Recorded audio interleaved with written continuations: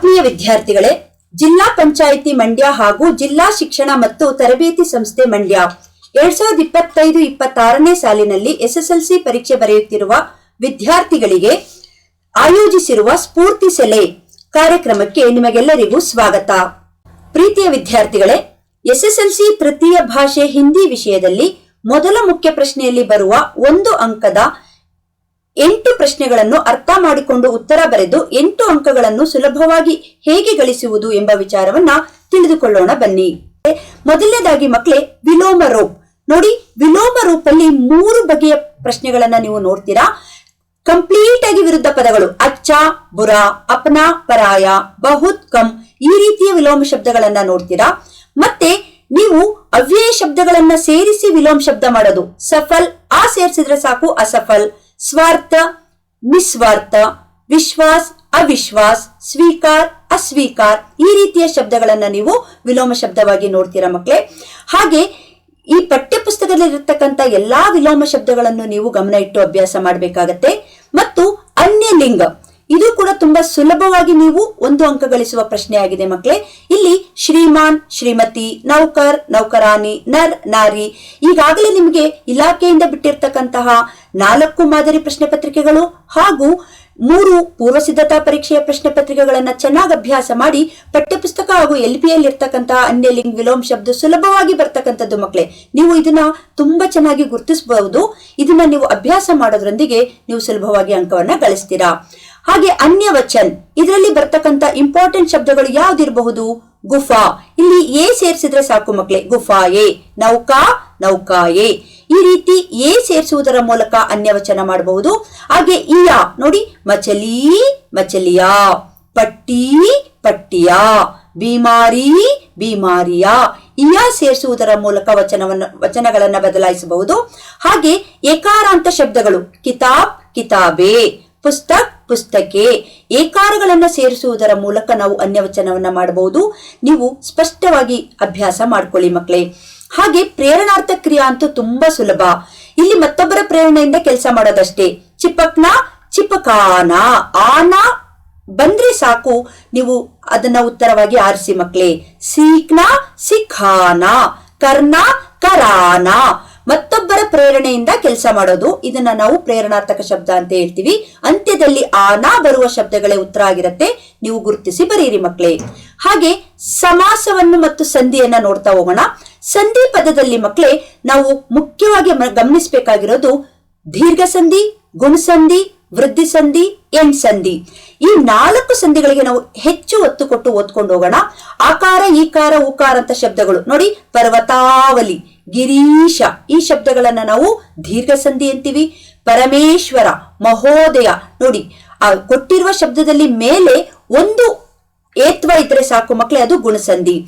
ಐತ್ವ ಇದ್ರೆ ನೋಡಿ, ಸದೈವ, ಏಕೈಕ 2 ಕೊಂಬಿದ್ರೆ ಮಕ್ಕಳೇ ಅದು ವೃದ್ಧಿ ಸಂಧಿ.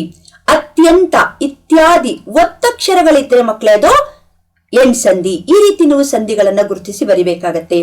ಹಾಗೆ ಇನ್ನು ಸಮಾಸಕ್ಕೆ ಬಂದಾಗ ಮಕ್ಕಳೇ ನಾವು ಗಮನಿಸಬೇಕಾಗಿರೋದು ದ್ವಿಗು ಸಮಾಸ, ತತ್ಪುರುಷ ಸಮಾಸ, ದ್ವಂದ್ವ ಸಮಾಸ ಈ 3 ಪದೇ ಪದೇ ನಮ್ಗೆ ರಿಪೀಟ್ ಆಗಿರುವಂತಹ ಪ್ರಶ್ನೆಗಳಾಗಿದ್ದು, ಈ ದ್ವಿಗು ಸಮಾಸ ಅಂದಾಗ ನೀವು ಸಂಖ್ಯೆ ಪ್ರಧಾನವಾಗಿದೆಯಾ ನೋಡಿ ಮಕ್ಕಳೇ.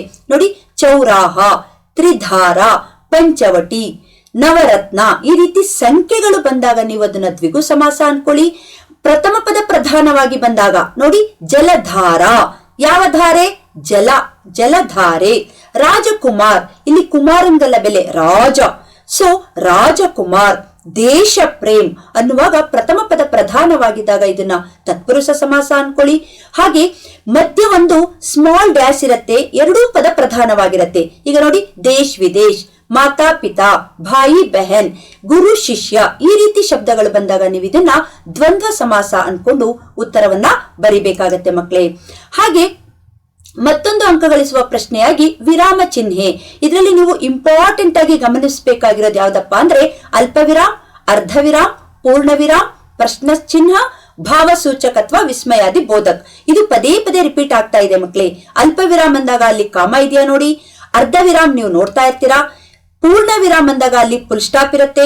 ಪ್ರಶ್ನೆ ಚಿಹ್ನ ಅಂದಾಗ ಅಲ್ಲಿ ಪ್ರಶ್ನಾವಾಚಕ ಇರುತ್ತೆ. ವಿಸ್ಮಯಾದಿ ಬೋಧಕ್ ಅಂದಾಗ ನಿಮ್ಗೆ ಮಕ್ಕಳಲ್ಲಿ ಆಶ್ಚರ್ಯ ಸೂಚಕ ಇರುತ್ತೆ. ಈ 5 ಅದರಲ್ಲೂ ನೀವು 4 ಅಲ್ಪವಿರಾಮ್, ಪೂರ್ಣವಿರಾಮ್, ಪ್ರಶ್ನ ಚಿಹ್ನ, ಭಾವಸೂಚಕ ಈ 4 ಅಭ್ಯಾಸ ಮಾಡಿದ್ರೆ ಸುಲಭದಲ್ಲಿ ನೀವು 1 ಅಂಕವನ್ನ ಗಳಿಸ್ತೀರಾ ಮಕ್ಕಳೇ. ಇನ್ನು ಮತ್ತೊಂದು ಅಂಶ ಏನಪ್ಪಾ ಅಂದ್ರೆ ಕಾರಕ ಚಿಹ್ನೆಗಳನ್ನ ಗುರುತಿಸೋದು. ನೋಡಿ ಮಕ್ಕಳೇ, ಮೋಹನ್ ನೇ ಸತೀಶ್ ಕೋ ಏಕ್ ಕಿತಾಬ್ ದಿ. ಇಲ್ಲಿ ಮೋಹನನು ಉ ಅನ್ನುವಾಗ ನಾವು ನೇ ಪ್ರತ್ಯಯವನ್ನ ಬಳಸ್ತೀವಿ. ರಹೀಂ ನೇ ಮೂರ್ತಿ ಕೇಲಿಯೇ ಏಕ್ ಚಿತ್ರ ಖೀಂಚ. ರಹೀಮನು ಮೂರ್ತಿಗೋಸ್ಕರ ಒಂದು ಚಿತ್ರವನ್ನು ರಚಿಸಿದನು. ಇದರಲ್ಲಿ ನೀವು ಊಕಾರ ಅಂತ ಇದೆಯಾ ಅಂತ ನೀವು ವಾಕ್ಯವನ್ನ ಓದಿ ಕನ್ನಡದಲ್ಲಿ ಅರ್ಥ ಮಾಡ್ಕೊಂಡು ಅಲ್ಲಿ ಊ ಬರ್ಬೇಕಾ, ನೇ ಹಾಕಿ.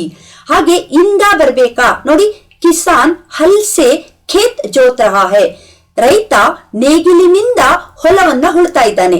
ಇಂದ ಅನ್ನುವಾಗ ನೀವೇನ್ ಮಾಡ್ತೀರಾ, ಸೇ ಶಬ್ದವನ್ನ ಹಾಕ್ತೀರಾ. ಹಾಗೆ ರಮೇಶ್ ಕಲಂ ಸೇ ಪತ್ರ ಲಿಖ್ತಾ ಹೈ. ರಮೇಶ್ ಕಲಂ ಪೆನ್ನಿನಿಂದ ಪತ್ರವನ್ನ ಬರಿತಾ ಇದ್ದಾನೆ. ಇದು ಜೋಡ್ನೆ ಕಬಾವ್. ನೀವಿಲ್ಲಿ ಕರ್ತಾಕಾರಕ್, ಕರ್ಮಕಾರಕ್, ಕರ್ಣಕಾರಕ್ ಈ ರೀತಿ ಕಾರಕಗಳನ್ನ ನೋಡ್ತಾ ಬರ್ತೀರಾ.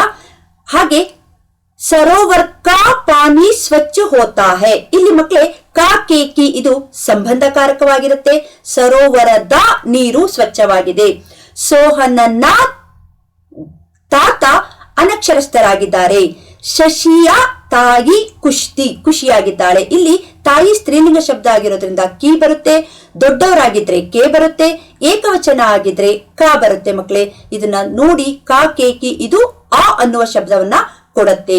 ಹಾಗೆ ರಮೇಶ್ ಕೆ ಪಿತಾ ಮುಂಬೈ ಮೇ ರಹತೆ ಥೆ. ಪೇಡ್ ಪರ್ ಅನೇಕ್ ಪಂಚಿ ಬೈಠತೆ ಹೈ. ಮೇ ಮತ್ತು ಪರ್ ಇಲ್ಲಿ ಅಧಿಕರಣಕಾರಕ ಆಗಿರುತ್ತೆ. ಮೇ ಮತ್ತು ಪರ್ ನಿಮ್ಗೆ ಅಲ್ಲಿ, ಮೇಲೆ ಎನ್ನುವ ಶಬ್ದವನ್ನ ಸೂಚಿಸುತ್ತೆ. ಮುಂಬೈ ಮೇ ಮುಂಬೈಯಲ್ಲಿ. ಪೇಡ್ ಪರ್ ಮರದ ಮೇಲೆ ಅನೇಕ ಪಕ್ಷಿಗಳು ಕುಳಿತಿವೆ. ಮೇಲೆ ಎನ್ನುವಾಗ ಪರ್, ಅಲ್ಲಿ ಎನ್ನುವಾಗ ಮೇ ಶಬ್ದವನ್ನ ನಾವು ಬಳಸ್ತಾ ಹೋಗ್ತೀವಿ ಮಕ್ಕಳೇ. ಈ ರೀತಿ ನೀವು ಸುಲಭವಾಗಿ 8 ಅಂಕಗಳನ್ನ ಗಳಿಸಿ ಅಂತ ಹೇಳ್ತಾ ನಿಮಗೆ ಧನ್ಯವಾದಗಳನ್ನ ಹೇಳ್ತಾ ಇದ್ದೀನಿ ಮಕ್ಕಳೇ.